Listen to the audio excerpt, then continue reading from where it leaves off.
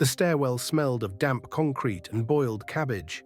The light flickered as the boy climbed upward, 2 steps at a time, careful not to make noise.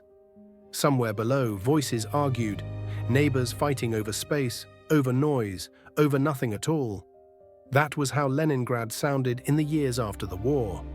Crowded, exhausted, sharp-edged. Vladimir learned early how to move quietly. He was born in October 1952 in a city that still carried the scars of siege. Hunger had shaped the walls, the people, the silences. His parents had survived what many had not, and survival was not spoken of as heroism, but as discipline. You endured, you adapted, you did not complain. In the small communal apartment, privacy did not exist. Authority did. The rules were unspoken but absolute.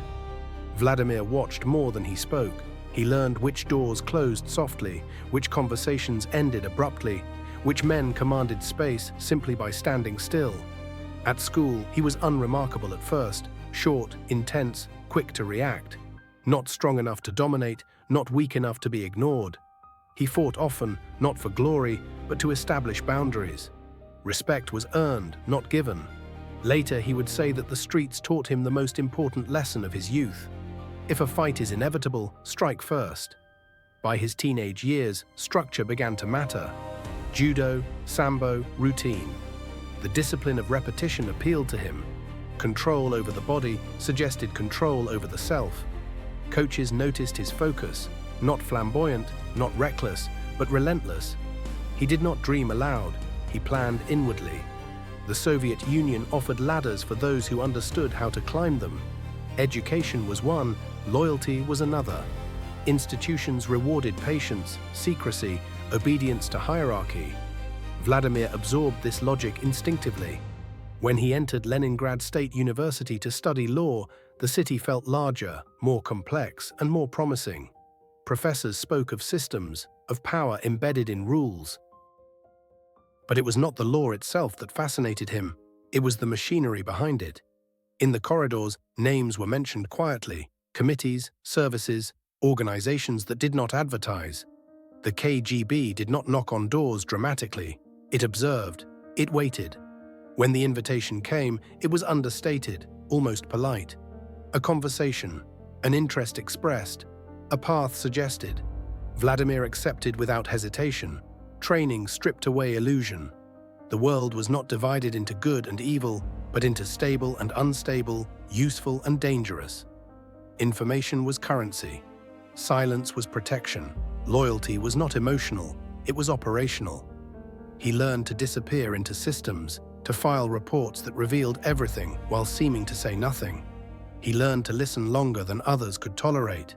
He learned that power often resided not in decision, but in proximity to those who decided. In the 1980s, he was sent abroad, to East Germany, to Dresden. It was not a glamorous post, no embassies, no high-profile intrigue, just files, contacts, observation, watching a system that appeared solid from afar but trembled underneath. From his office window, Vladimir watched crowds grow bolder, voices louder. The Soviet presence weakened not with explosions, but with hesitation. Orders came late, authority wavered. One night, protesters approached the building. Vladimir called for support. None came. He stepped outside and spoke calmly. Firmly, he said reinforcements were on the way. They were not. The crowd dispersed anyway. Years later, he would remember that moment clearly, not as a triumph, but as a warning. Power that cannot respond does not exist. When the Soviet Union collapsed, it did not do so dramatically. It dissolved. Lines on maps shifted, flags changed. Institutions that had defined reality for decades simply stopped. Vladimir returned to Leningrad, now renamed St. Petersburg, carrying files that no longer mattered and training that still did. Many like him drifted, some adapted, some disappeared into private life. He did not. The city was changing fast, chaotically. Markets replaced ministries. Old networks survived under new names. Influence became fragmented, then concentrated again in different hands. Vladimir entered local administration quietly, working under the mayor's office.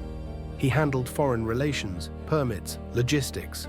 The work was procedural, opaque, powerful in subtle ways. Investors came, contracts were signed, access was managed. He did not seek attention. He became indispensable. Colleagues described him as efficient, cold, loyal upward. He remembered details others forgot. He did not argue publicly. He waited. As the 1990s unfolded, Russia itself felt unanchored. Wealth appeared suddenly and violently. Power scattered. The state weakened, then struggled to reassert itself. Moscow became a battlefield of influence, where survival depended on alignment. Vladimir was noticed. The call to move to Moscow came without ceremony. A new role, a larger machine. Security structures reorganizing themselves amid uncertainty.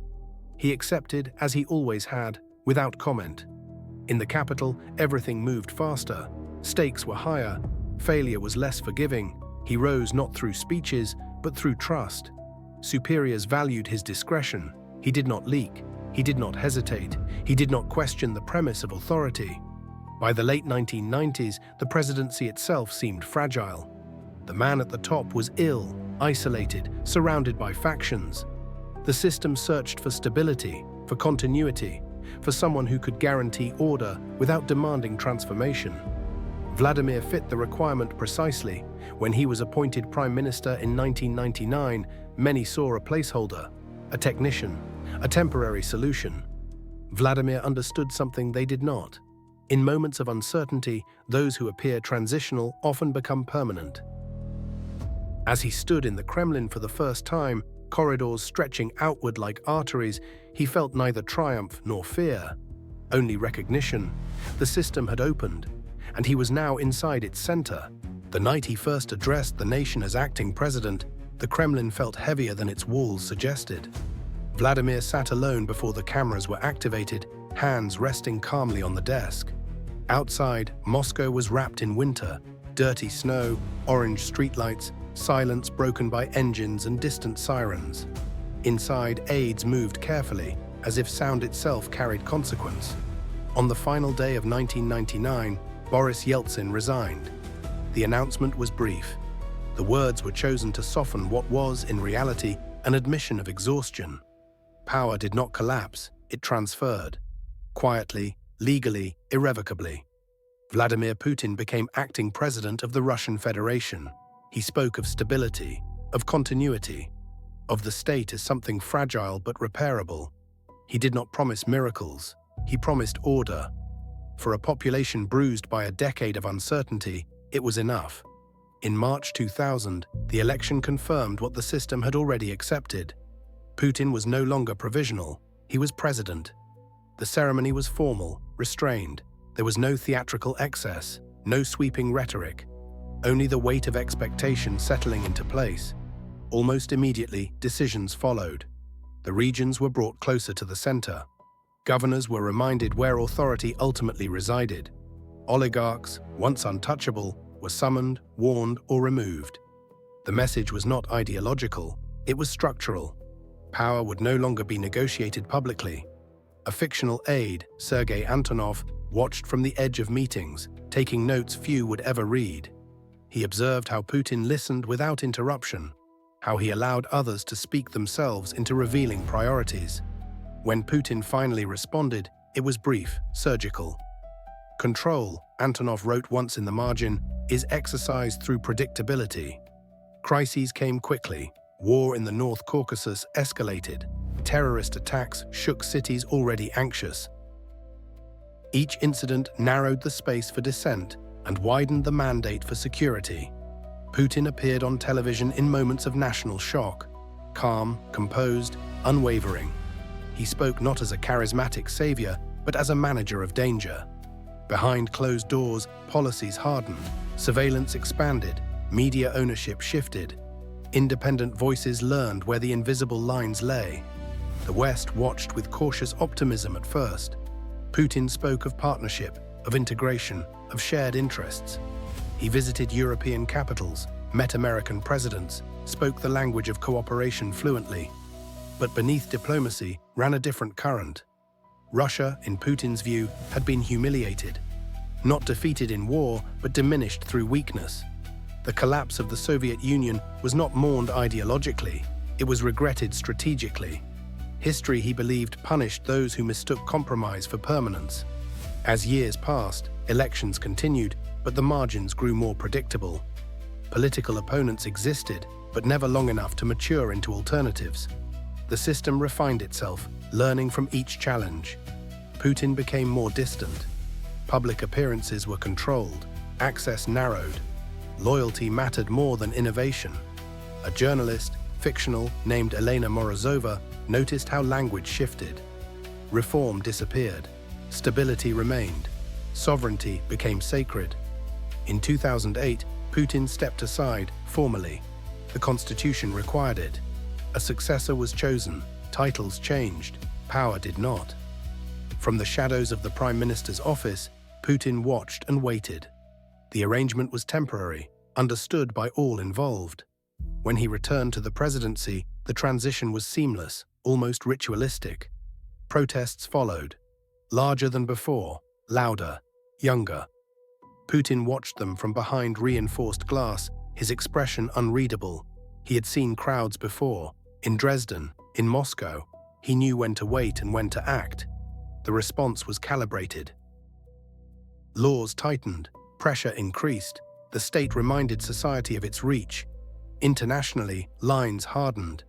Conflicts on the periphery drew attention. Influence was asserted not through speeches, but through movement, troops, energy, alliances. Putin's inner circle shrank. Trust became rarer. Decisions concentrated further. In private moments, the question emerged, not allowed, never allowed, but persistent. Was control enough? As another term unfolded, the presidency felt less like a role and more like an obligation with no clear endpoint. The system had grown around him, dependent on his presence. To leave now would not be transition, it would be rupture. Late one evening, alone in his office, Putin reviewed a document outlining constitutional changes. Legal, procedural, permanent. The kind of change that did not announce itself as revolution, but functioned as one. He signed nothing that night. But he did not discard the paper either. Outside, Moscow slept. Inside the Kremlin, the future waited, unsettled, patient, and increasingly narrow. The paper did not move for weeks. It lay in a drawer that was neither locked nor advertised, among briefing notes and schedules that measured time in minutes and consequences in decades. Vladimir knew exactly where it was. He did not need to touch it to feel its presence. Power, he had learned, did not require constant motion.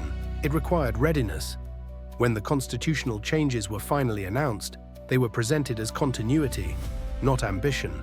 Language was precise, legal, measured. The machinery of the state turned without visible strain, as if this outcome had always been implied. The presidency extended itself forward. Public reaction was divided, but predictable. Supporters spoke of stability, critics spoke of stagnation. Most people adjusted, as they always had, recalibrating their expectations to the new normal. Vladimir watched the responses with the same quiet attention he had once given to crowds in Dresden. The variables were different. The lesson was the same. Control depended on anticipation. Years passed. Crises came and went. Some erupted suddenly, others unfolded slowly, grinding against borders, economies, alliances.